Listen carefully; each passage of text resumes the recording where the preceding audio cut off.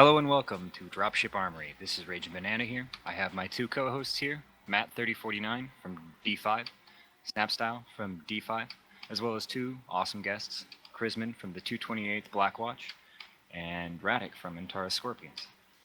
How you doing, guys? What's up? Blue. So our topic today is called Metameat. We just want to discuss how the meta has shifted over the last 5 to 6 months through the battery of changes that we've seen MechWarrior Online go through.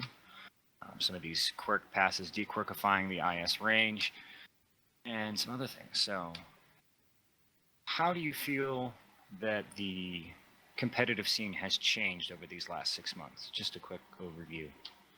Go. Lasers to DACA probably is the biggest change.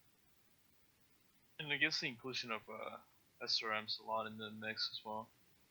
Saw it a few months ago. It was all raiding, large lasers. Not so much LPL. CR largest, clan laser vomit and such. And after the change they did to SRMs a few months ago, you started seeing a lot more like brawling and mixed range decks.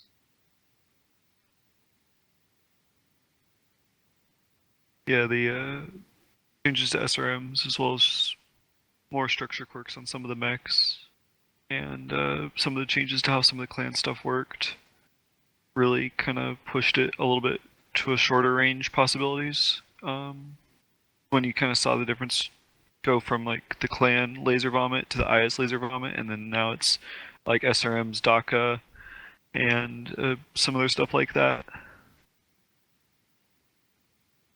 It is much more entertaining to watch. I will put in that. I mean, I remember MRBC Season 6 was all just ER large. Set up and prod the enemy into submission over 15 minutes, so it is kind of nice to see ACs coming back in. Do you think that could be possibly because, one, the Mauler is a little... just the ability to bow ACs? I mean, granted, it had that ability before, so... Yeah, and then you have mechs like the Jagermech, which... with the jam chance, and then you put 3 Ultra AC Ultra AC 5s on it, and it works pretty well. Now you have the Black Widow coming out, and it just came out. That one can boat 4 autocannons, and of course now you got the Kodiak as well. We just didn't have a lot of larger mechs that could boat so many autocannons other than the Jagermech, and everyone considered the Jagermech so fragile because you pretty much had to excel it, or else it was going as slow as an assault mech. Yeah, well, you had the King Crab as well, but it was the mounts, like, it's too wide. The mounts were not ideal. Like, not to say the Mauler is too good for that either, but it's definitely better, the profile it has. It's the matter, as you said, I feel it's a matter of options. A lot more options opened up over the past few months. The MX90's range quirks as well. Oh, yeah. Just the sheer so autocannon quirks on it. You mentioned CERMs. The Oxide. How do we feel about that mech? Its structures probably really helps it out. Other than that, it's fine. The one I'm more worried about, honestly, especially since I play larger mechs usually, is the Shotgun Gunner, the 2C. The 2C? Yeah, no, definitely. I agree with you. But see an Oxide, like, he has Force and Force, yes, he has more sustained DPS and has the structure. But that Jenner 2C can just straight up one-shot you if he gets a chance to get behind you. With the 6 SRM 6 build, just, it's a pretty big deal. Like, if you saw some of this, the matches from Division A in MRBC last season, it just ended. A lot of the matches were won or lost on how well the lights did, or like killing the assaults of the enemy team pretty much. Such a huge game changer. Almost like the SRMs without the Artemis, and how you had to use them by just being literally point blank, so that there wasn't time for them to really go out into different spreads. It was almost like you had a melee weapon instead of the normal weapons we're used to. So it was a completely different change. You had to get on top of the mech to make them effective. I actually definitely remember there was one match I think EMP had against Lords. Basically the only reason they won it was because Peef literally killed 2 Maulers in the back, right? Yeah, I think he ran through about 4 mechs. Yeah, Yeah. yeah, Jaeger too, I think.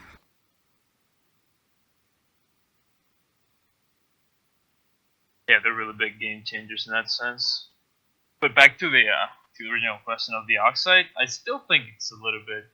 I don't know if it's comparing to other lights besides the Dinner 2C, which in my opinion is like an outlier because of the insane amount of weapons it can carry. I feel like the other lights are just not up to par. More so than the oxide being way too strong for its weight class. Which I mean, it makes sense for a light to be feared. Nowadays, you see like an Arctic cheetah running up the fire starter. It's not the same as seeing an oxide. Like there's a difference. You're gonna be more cautious of that oxide. So I don't know, something along the lines of like making other lights just up to par with the oxide. Maybe not as much, but something can be done there. Yeah, kind of recapturing that feeling of like what was it like 6-7 months ago, the fire starters, the fear they inspired, which wasn't, it's not quite the same, but still like they were to be feared. And now I'm not really afraid of anything other than an oxide trick, well, a 2C, but they're just in a whole different kind of echelon, in my opinion, anyway. Yeah, Back but there's that trade-off of 2C is squishier, quote unquote. Yeah, I'm only Yeah, really some afraid of a more 2C firepower. when, it's on my back. Not so much in the front. Whereas Well, an like oxide on is assassin. like possible to kill.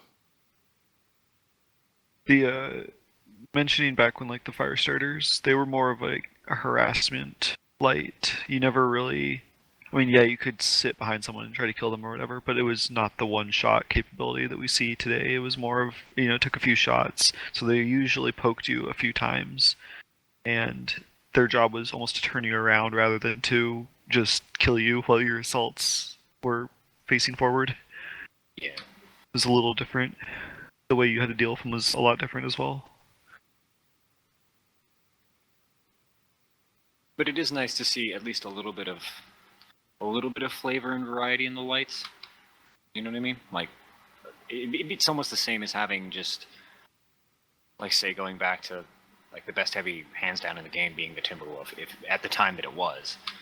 It's nice to have, like you said before, options. So sometimes I feel, at least from my perspective, sometimes I feel that in almost every scenario the oxide is just the best pick. Almost. I mean, obviously there are nuances and exceptions, but generally, it's like, why take that when you can take an oxide? The Oxide might have some trouble on Canyon Network, which I think is an important focus, because Canyon Network's the map that we're using for the tournament, for the preliminaries, because of the canyon, how its terrain is, you can't get up some of those hills as easily. So the lack of jump jets on the Oxide actually might hurt it a little bit in this tournament. I think we'll Right, see I've stuff that's seen- jump capable. I've seen a lot of Dinner 2C more so than oxides. Yeah, I agree.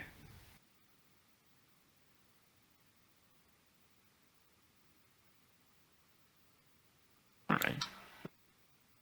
So, going back to DACA, we've seen more of it, right? We're seeing a lot more of it. Comparing Clan to IS is obviously the two different animals. You have the multi-shot ACs and varying flavors, and then you have the IS UAC 5, the AC 5, excuse me. And truth be told, just looking at them paper-wise, really the only two good ACs on the IS side are 20 and the 5, and the 20 is a potato launcher. So the range is just not. It's just not the kind of range that I expect you to be seeing in a competitive match most of the time. You're not going to boat it. You're not going to take a mech that maybe like an Atlas or something. But And So- even then, like at that point, he gets kind of outclassed by the SRMs at that range. exactly, like That's fun. that's the classic example of the Atlas S. You shoot the left torso because the AC-20 is so easy to crit. It's such a big, that whole torso is taken up by that slot, so it's easy to crit. You lose it too quickly. The cycle time isn't as good as the SERMs. The only trade-off being heat. But if you have the hard points to both those SERMs, they're just too good right now not to take. So really, we're looking at just the IS AC5 comparatively to the Clan UACs, which are a little more close range, but have a higher potential burst. Where do we think we sit on those? I mean, obviously the IS tends to have a higher strength and range, whereas the Clan AC is stronger in a closer range battle, which kind of takes us toward the Kodiak. Comparing the Kodiak to the Mauler, kind of, they obviously each have their individual strengths. So what do you think those are? And what do you think of some potential problems, especially with the Kodiak since it's so new? Well, Kodiak, if I may. go ahead. Go ahead, Reddick. Okay, I was just gonna say, I'll keep it short. The Kodiak has a really high burst damage. It can pump a lot of damage out really quickly in like sub 400 meter range, sub 500 meter range, where it actually can get its shots all on target. If you're a decent pilot, that thing can do a lot of damage really, really quickly. And I think we're gonna see a lot of that in the tournament, to be honest.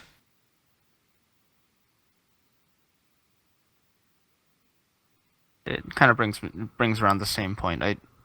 Personally, I feel the Clan UAC 10 has taken up a role quite similar to what we used to see with old UAC 5 builds. I mean, with certain exceptions like the Eben or the Hunchback 2C, where you're intentionally choosing to take UAC 5s either for tonnage or slot restrictions, you use the UAC 10. It's just most damage efficient for the slots that it ends up fitting in. And you can build it really, really well. Like we saw with the Counter Opener Dire, was one of the original iterations of that build, and eventually now ported onto, like you said, the Kodiak, the UAC 10 and UAC 5, or the quad UAC 10 build. And it's really a consideration of you're never going to have the exact same kind of pinpoint you would get from an IS AC, but it really doesn't matter in the ranges that you want to use it at. At range, it's suppressive and it matches up with inner sphere AC5s. If you try to compare like the 10 to the 10, the 20 to the 20, it doesn't quite work well. Because at that point, you have to consider, oh, well, the closest analog you have to the inner sphere AC20 really is actually the LB20, and only because you're not going to use it at very far range, so pinpoint is not as big of a concern. Neither is projectile travel time.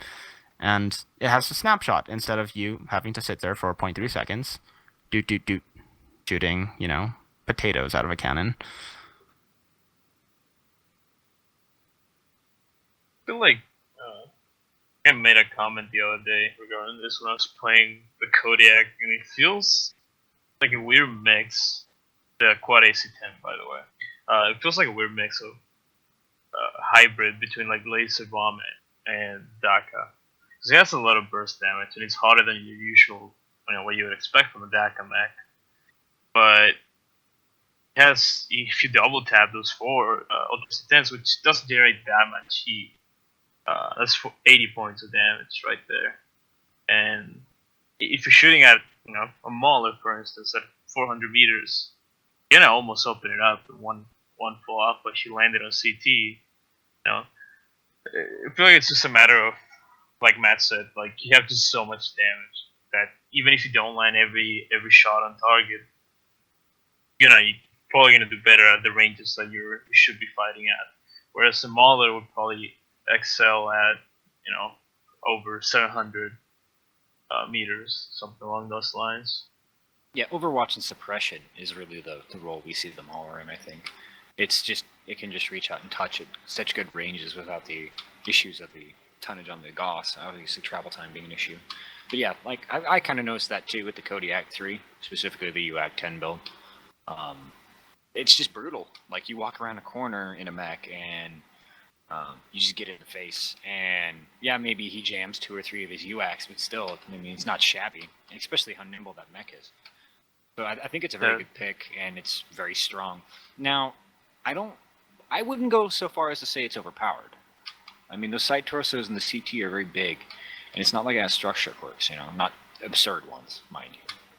I don't feel like it's too tanky for an 100-ton assault. What do you think? Their CT's large, so you can still kill them, but they're DPS machines. They're really scary. You don't want to walk around the corner. Think of it like a things. like a closer range Mauler. Like the Mauler is also easy to kill, to be honest. But if you go around the corner, you find a Mauler, it will take him slightly longer to kill you. Whereas if we go around the corner against a Kodiak, you probably won't live to tell a tale. That's the difference. I agree. They are killable. Like they're by no means like Atlas level structure. Their hitboxes are not the best for sure.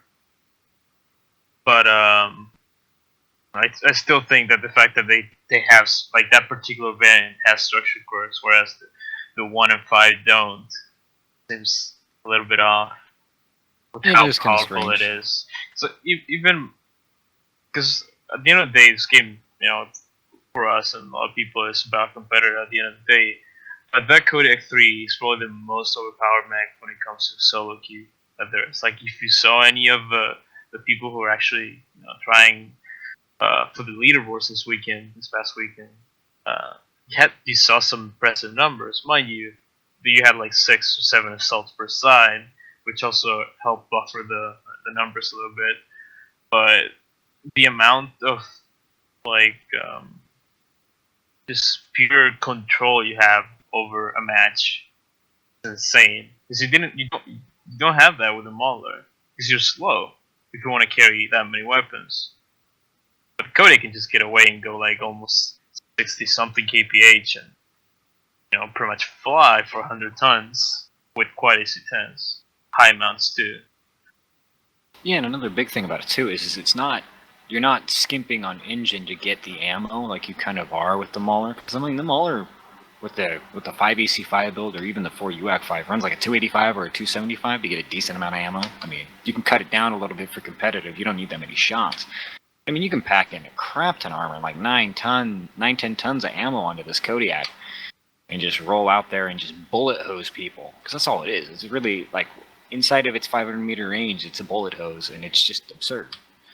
I actually didn't mind the structure quirks that were added. I thought they were good, but the real problem to me is that the agility quirks I felt like were kind of overkill. You know what I mean? Because Kind it's of the already same- running a super large engine. Like, Yeah, and I think that it being a little bit less agile would be better than making it less durable. Yep. But then again, I mean, we'll see how that plays out in the next few weeks. But I agree that it's a very strong mech when you take it individually, like you said in Pug Q and Solo Q. It puts a lot of tools in your hands, and it's fun mech to play. I really enjoy it, but yeah. Bullet I think hose. it really does illustrate a problem though. Like the fact that it is so good. Like, don't get me wrong, that mech it's fun to play. It's really fun to play. And going against it, I am scared of it at times, and I won't. It's not like, oh shit, well they have a Kodiak 3, it's over. But it illustrates a lot of the other problems that clan mechs have been having. Of course, I'm not going to count outliers like Mislinks that just can't boat enough weapons to be relevant, or Kit Foxes that are just kind of too slow and can't boat enough. But take the Stormcrow, for instance, right? It can... If you run into a Stormcrow with like 12 small pulses, yes, it has a lot of firepower. Yes, it can kill you. But you can shoot off its arms really, really quickly, and you can gimp it. It's fast, but it's fragile. And there's the potential, but it is by no means a tank. It's got decent hitboxes, but you can still CT it really easily. You can leg it really easily. And then if you take the Ebon, well, that thing, you're going to CT that thing or side torso it almost instantly. And it can bring a respectable amount of firepower. It's not too fast. And then we get to the Timberwolf. Back when they added the A left torso, the one with the 3 energy hardpoints, everyone flipped out because, oh shit, you're now giving the biggest, baddest laser boat even more lasers. And then they added the High Nega mounts. Quirks. And high mounts. And then you added the Nega Quirks. I liked that change. I really did, because then you had to make a meaningful decision about, am I going to sacrifice the agility on this mech for more firepower? And it's no longer, okay, now it's super tanky, it's super mobile, and it has a shit ton of firepower. I have an optimal choice between, if I'm going to play at longer ranges, maybe I don't need to be able to turn as quickly and torso twist in Brawl. Or If I'm not going to, well, I have to settle for lower mounts and taking less energy weapons. But hey, I can still torso twist pretty quickly. I'm not sure if applying negative quirks to like every single mech would be good, but it does bring up an issue that was I think it was Twinkie that brought it up, of decoupling the agility from engine size, and whether or not that is applicable to like Omni and non-Omni mechs. I'm not the best judge, but I do think it is an interesting idea. Yeah, and it would be nice to see. I'm going to kind of deviate. It applies to your point, but I think the big thing about the Kodiak is, particularly the 3 variant is the one that we were seeing as the outlier. The Spirit Bear has some very good points to it, but it also has some very some issues that make it a decently good mech, right? Durability being one of those issues. But my thought on it is that the 3, the nimbleness of the mech is such that I think that's what people are having issues with it. Like I mean, we've seen some tumult on HPG Outreach and in the forums about how it's the best clan assault in the game, yada yada. It's overpowered. But I think the issue is that people are looking at for the first time in a while, a decent clan assault that may need some, I'm not saying it needs a hard nerf back. I'm not saying it doesn't need some tweaking. But, I mean, we've got the Gargoyle, which is kind of laughable in its current state. I mean, yes, it has some uses, but it's just arm-mounted, papery thin armor. Executioner has decent amount of armor, no free tonnage to put weapons on it. Direwolf has a bunch of free tonnage. It's slow as dog shit, massive, huge hitboxes, easy to side torso, etc. The Warhawk is made of hopes and dreams. It's nimble, but it doesn't have any remote amount of armor. And so we're looking at all these clan assaults, and all of them have like these glaring flaws. And then we get the Kodiak, who, yeah, it has big CT, it's got big side torsos, but it's 1, it's humanoid, and 2, it has space. And I think I was actually very happy to see it not be an Omni-Mech. I was extremely happy.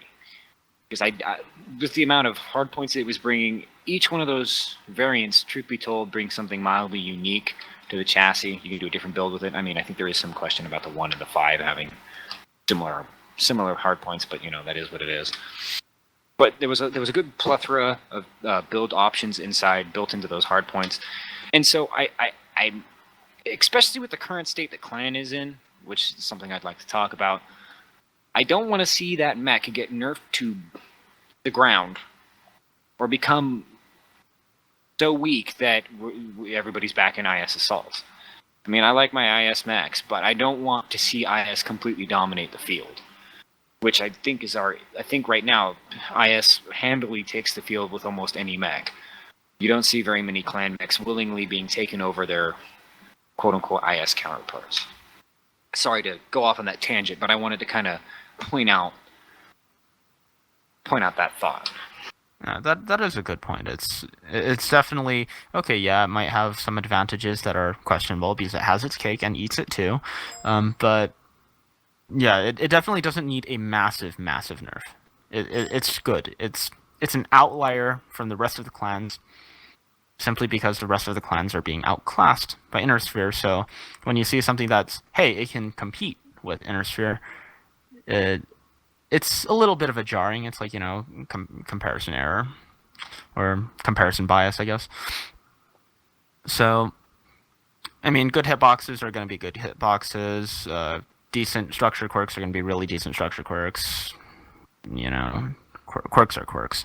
But it's a combination of, hey, I'm a good chassis already. I've got good hitboxes. Now I have good structure quirks. Oh, and by the way, I move really fast. And turn really fast. So, good luck with that. But yeah. Yeah, in that vein, so we're seeing, like I said, we were talking about that clan being pretty much almost inferior to IS. And I think that can be chalked up to 3 things. The structure quirks, obviously, for Inner Sphere are very glaringly obvious. But the part of the issue I have with the structure quirks is that the fact that some mechs have them and some mechs don't.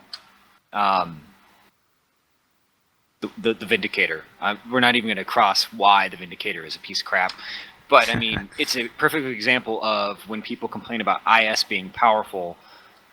That mech isn't powerful due to hardpoint locations, hitboxes. The weapon systems aren't the only thing about IS that's doing good right now. And I think it's just the nature of, really, it comes down to the structure quirks. Right? Also, like, the tonnage savings that you get out of like all clans having a clan XL, I don't know if that's really even playing into account here anymore. I don't know if that's a really tangible... I don't feel it. I mean, then again, I'm not the biggest clan mech pilot, but I don't feel like that engine advantage is really taking them all that far, especially with the heatsink rework and all that fun stuff. And then, like, you know, the whole argument about their weapon, like, you know, you have your weapon range as clan, excuse me. You have a higher weapon range, so you run hotter. They generate more heat. But my issue with the clan large pulses is the burn time is so absurdly long compared to the IS pulse. Yeah, it has more range, so I guess give it a longer burn time. But I mean, the clan large pulse in particular, and the clan large laser, we're not even going to get into because that has an absurdly long burn time. But anyway, it feels more like you're splattering the enemy mech, whereas the IS large pulse feels very tight and compact. And then you can alpha 3 of them comparative to the 2. And so the cards are not in it for clan right now. And I don't think it's one particular thing, but it's an additive effect of your weapon profiles, how much they generate heat when you're trying to boat lasers. And DACA's, you know, obviously the Kodiak can do it. I mean, yeah, the Kodiak can run a similar build to what a Direwolf can. Direwolf can't run it because of the mounts, locations, and such. But I'm rambling on here, and I'm sorry. But I kind of want to talk about clan and why they are where they're at. Because we've seen this sway back and forth between clan and IS. Clan came out and they dominated, and then IS struggled to breathe here. So where do we think, like it will happen, but where do we think would be the best place to start, taking into account we're not all experts here, but where do we think we would see the most gain from small changes to the clans? Or where do we think it's going to happen? Obviously, something's going to have to change. If I may. So, I am pretty... Let's just put it this way. I'm pretty invested in the clan side, I'll admit that. And I really like clan large pulse lasers, because wub. I like medium pulses, too. But let's think about this for a moment, okay? The Innersphere large pulse laser without quirks burns for 2/3 of a second. So, let's just call it 0.67 seconds. The clan small pulse laser burns for 3/4. It's longer. It's a longer burn time. Now, keep in mind, yes, it's, clan and Innersphere, the analog is a little bit different, but you touched on a lot of points. I'm just going to jump on the easy burn time bandwagon first. Is when you have something that goes from 0.67 seconds and then you give it 10% duration. So let's just call it 0.6 seconds. You will not have an issue with pinpoint. Like human reaction time, you're going to get hit by it, and by the time you realize it, at least half the burns hit you, and then you can try turning away from half of it, but that's already 5-6 points of damage. I mean, I used to play the Timbers a lot more, simply because it's overwhelming firepower, best choice, but like you said, heatsink rework.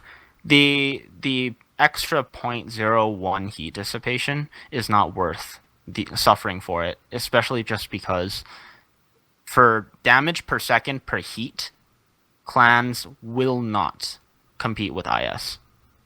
And honestly, it's more of a combination of, yes, the clans can boat a lot, but the reason they won out was because they could boat more than the IS could ever hope to field and make it worth it. But now, with large pulses coming into play and the range is kind of normalizing out, I mean, 200 meters of effective range isn't really, I guess, as as helpful as it sounds. And granted, I don't have as much competitive experience, and I'd like to ask Radic or Chrisman about this. But do you really feel that even just looking at the common argument of, oh, hey, clan has this extra range, is that really a convincing argument? Because I don't feel that it really holds. Sure, take it. The Clan Large Pulse, we've seen them used on Hunchback IACs. They're still effective if you can poke really well with them. I think Chrisman might have more experience in that. Recently, the EMP 228 drop, I think, showed a little bit of that, and you had first-hand experience there.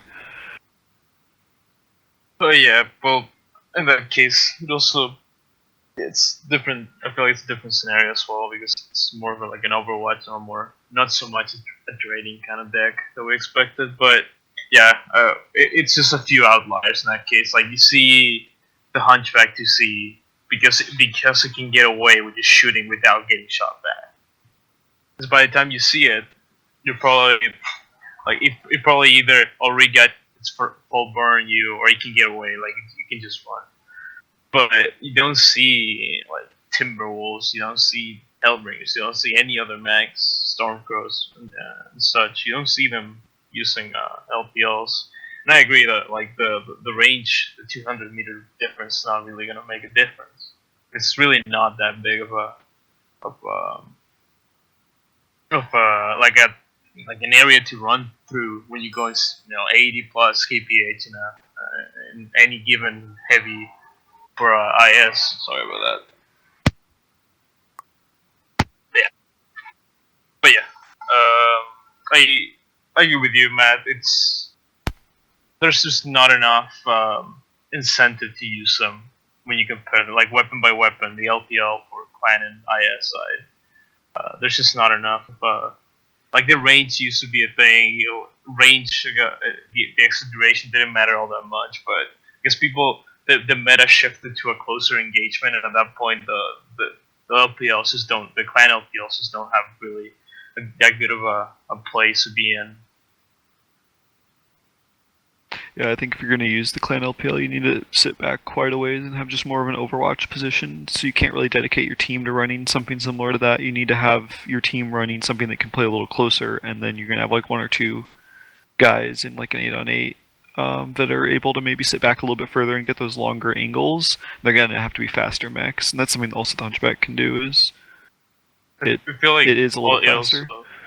It also plays like into this weird range bracket in between ER large boating and just regular IS large lasers. It's an in-between range, which is it's good because it's not as heat inefficient as the ER large, but it gives you that extra range. But that's about it. Like it's only a couple of mechs that use them. Can't really devote your entire deck to it. I think that almost is a good thing though, that not your entire deck should be using that one weapon. I think that's good for the game. Then that whole. Oh, go ahead. Then you just have diversity within your deck.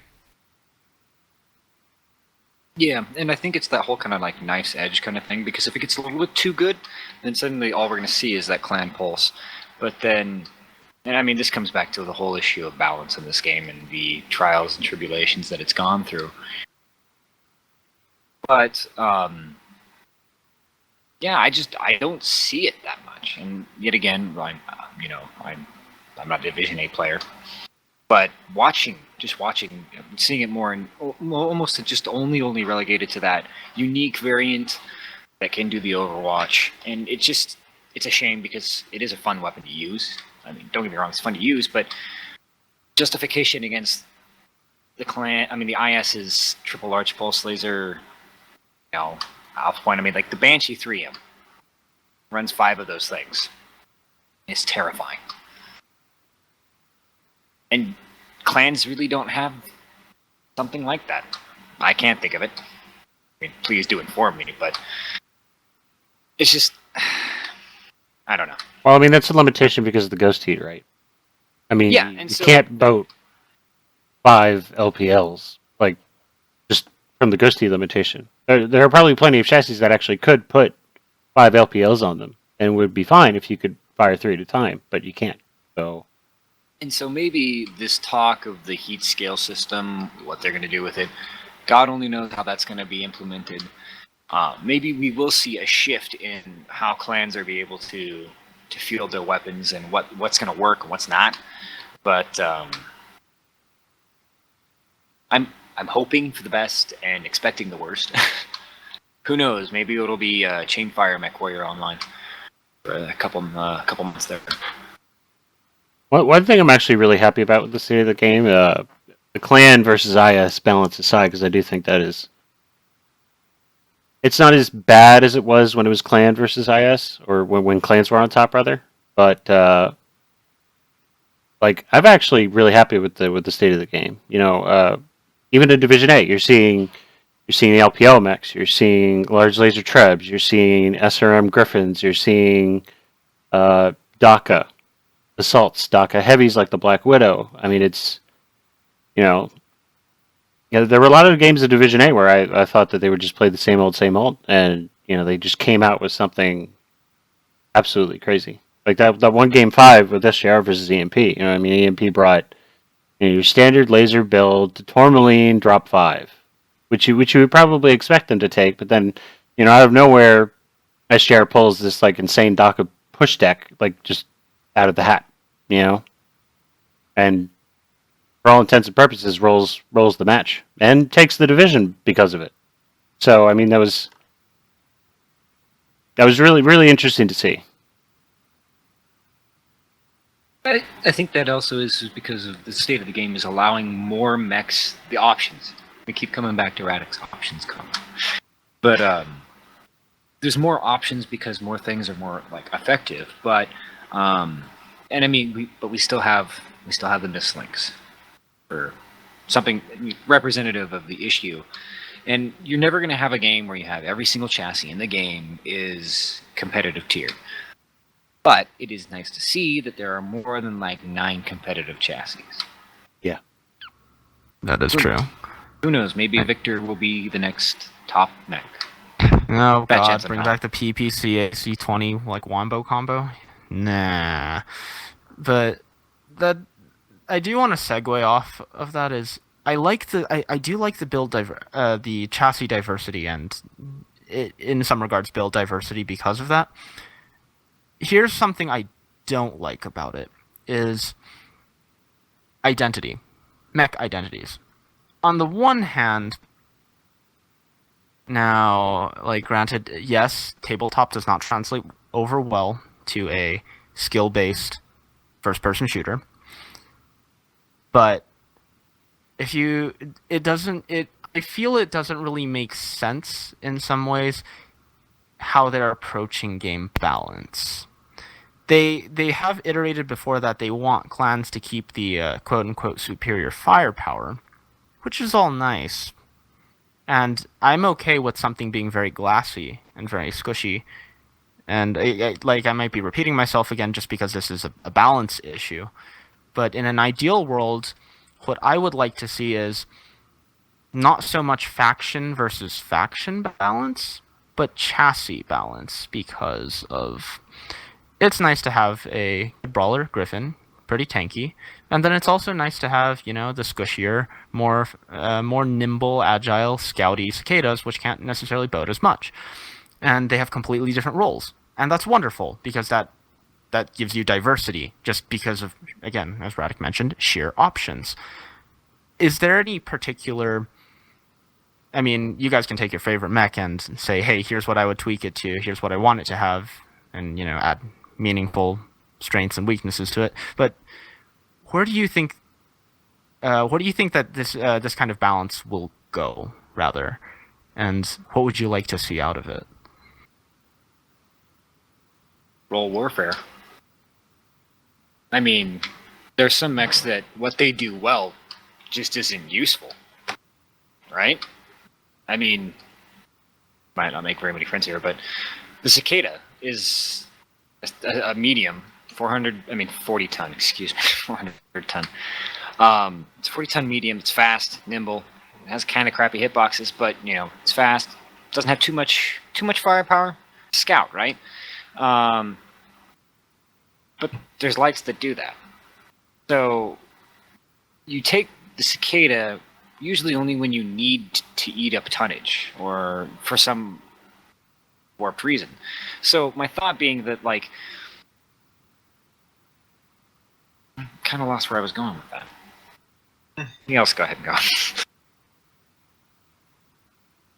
Hey, dude, I don't know. I might try to pick it up from what you're saying, but it might have to do with there's really not much of a reason to take that cicada anyways.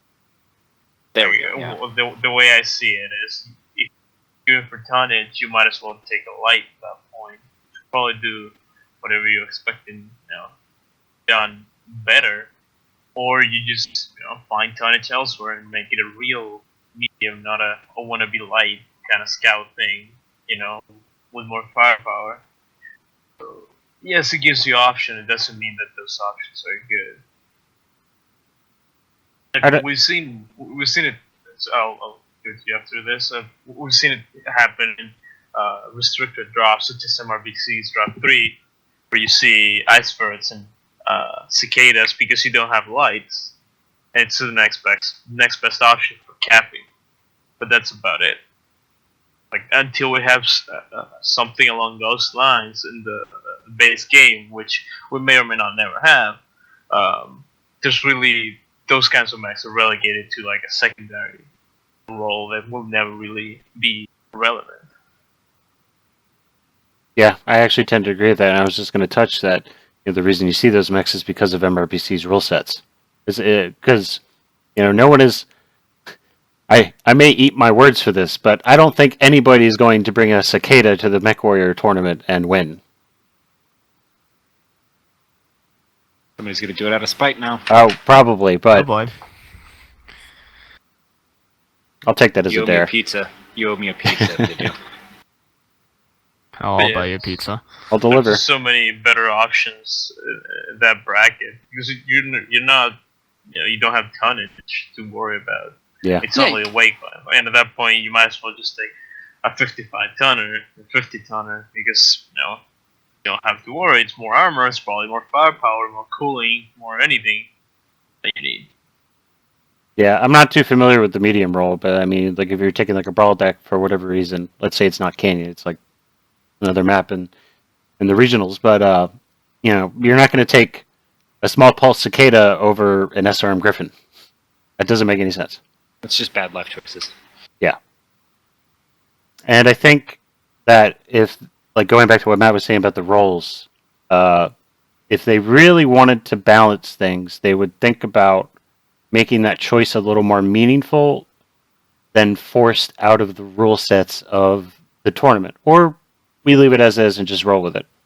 But I think in the MechWarrior tournament, you're going to see just a couple of like maybe 10 different chassis, because there is a little bit more build diversity than there has been in the past, and also weapon diversity, which is just kind of lends to more mechs being available.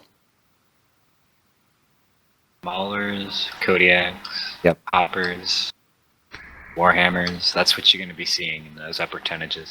I have no idea in the lower tonnages, but that'd be my call.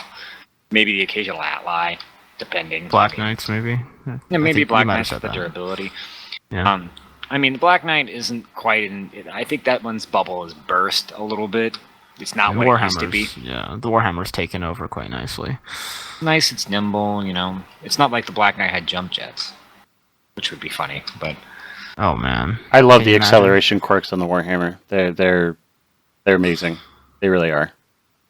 they did really well with the Warhammer. I think to diverge a little bit. I think they did really well with that. It came out pretty well. I mean, the Widow obviously is a very nice mech. So. Yeah. Yep.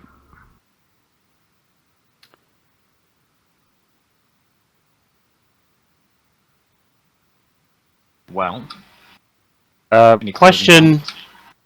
I actually had a question for Radic or Chrismet. What's your guys' opinion on the current heat scale balance and the possibility of them opening up like a secondary heat option? Like, do you think that's a good idea, a bad idea to kind of like limit the alphas and increase time to kill, or should they go about it a different way? I'll take it. I don't know. I feel like it depends on how they go about it. A lot of these changes, like you know how they say they're going to change the heat scale and such. I'm open to whatever they want to do, as long as still we're talking about from experience. It's probably not going to happen, but it has to be, you know, in a sensible way. Has to be There has to be some sort of foundation to it. It's not just kind of throw numbers randomly, expect it to work, as it has been a lot of times. But the other thing as well is, in the state of the game, particularly right now, we don't really have. This game's not really a good. It's not really good at attracting new players. And if you add another layer of complexity, namely, besides Ghost Seed and all that jibber jabber, another second layer complexity to the heat itself, which is already something you don't see in many other shooters, not even in this style. You are going to lose a lot of interest because the game will just get harder. Yes, you have people who will put up with it and find something. They'll like it, yes, but those are few and far in between compared to the vast majority of players. So, as established player who also plays competitive, I'm open to it, yes, but you can also see it being a negative for the game as a whole in the community.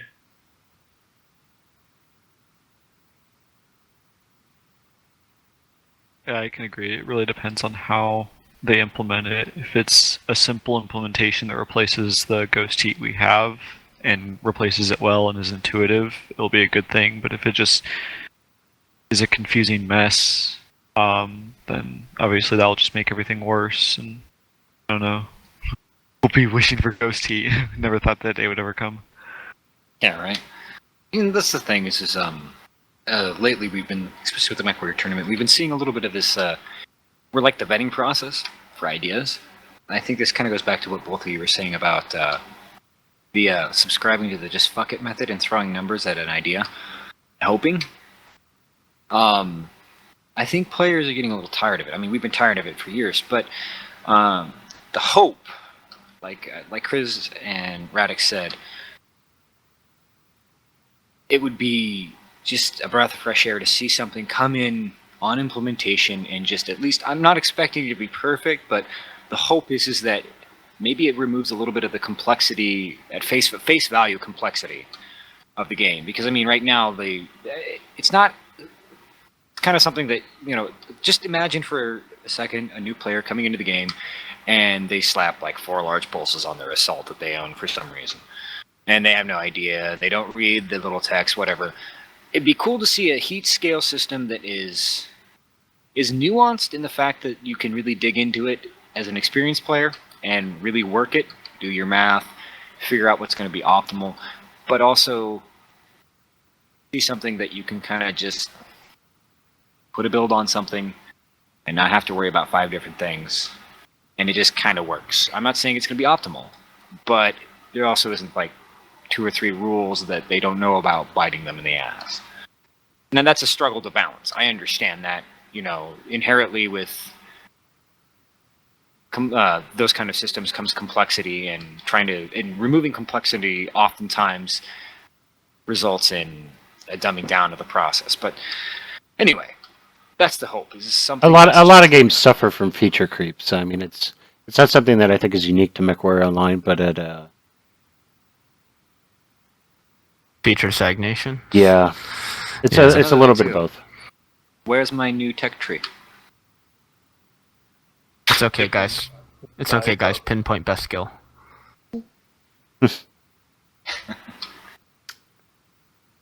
Well, is there any other closing comments or anything anybody wanted to cover? I'll jump into one of the comments that Snap said earlier about the state of the balance in general. I feel like I think the game has been as balanced as it is in its current state, and that's a good thing. At least they're doing something right. It's not perfect, we can still improve, but it's kind of weighing on the IS side a little bit too much, maybe. But it's balanced more so than it's ever been. You have a lot of different builds, so you can run and not suffer from it as much. All different styles, play styles, so you can get into. But besides clan and IS balance and weapon per weapon balance,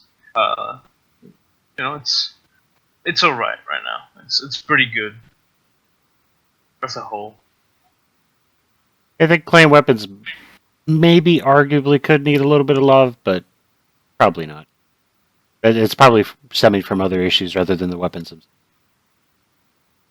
Yeah, and I think a little bit of it is. Yeah, I agree with the balance statement, by the way. But I'm going to get one last dig in. I think the tendency of the issue that we've had with balance in the past is that balance comes with more of a hammer rather than like a small, like wrench. Gentle prodding. Yeah, gentle prodding is what we need, and we're getting a sledgehammer. That's like the structure quirks was a great example of that. It's like you got a square peg in a round hole, you get a big fucking sledgehammer, and you make it work. And but yeah, I do agree that the balance currently is the best I've ever seen it, and hopefully we continue moving in the great direction that we're going. I actually loved when they brought a small nerf to the Black Knight. Not a big one, just a small little one, and it made a dramatic difference. It needed to happen. Go ahead, Radek. The thing they need to keep doing, and this kind of touches on what you just said, Snap, but I was going to, different example, would be the PPC change they made. Tiny PPC heat, like it was a 0.5, I think, for the heat generation, for the ear and the standard PPC, and they did like a tiny projectile speed difference. That's what they need to keep doing, is stuff like that, like, oh, this weapon's not being effective, or as effective as people think it should be, or it's too effective or whatever. Make a tiny change. Those are PGI. If they ever listen to this or anything, they just need to understand just those little tiny 5% changes or less than that changes are good, but 10 or 20% changes to anything, and you're just flipping the balance on its head, and everyone is going to have to rethink how they do everything after that. Yeah, it's multiplicative, right?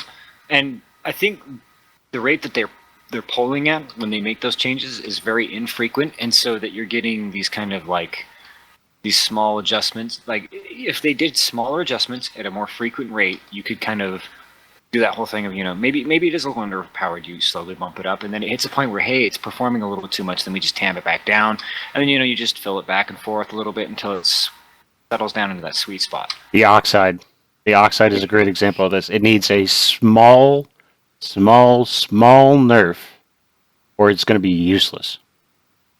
Yeah, and that is just part of the nature of the complexity That's my worry. Of that game, and plenty of games. Yeah, we don't want to see it fall into oblivion, but we also don't want it to be we think it's a little too overpowered. Anyway, I'm not going to keep you here all night. Any last closing comments? Well, from a consumer perspective and a non-comp player perspective, honestly, I don't really. If I didn't play it or really care about balance, I would say, you know what? I don't care I don't care if they subscribe to the just fuck it method, as long as it ends up playing nicely. Quality of life improvements are always appreciated, regardless of whether they're big or small. Smaller is definitely preferable in a balance-oriented community, but I mean, hey, anything that makes PPCs faster, makes them easier to use, makes them, makes someone more likely to want to use it. And from a pugging perspective, I really just think that they do need to reevaluate where it is exactly they're trying to pull the data from. And if they're trying to commit, because they've clearly invested a lot of time and resources, and as good as the result or as terrible as it is, into this tournament.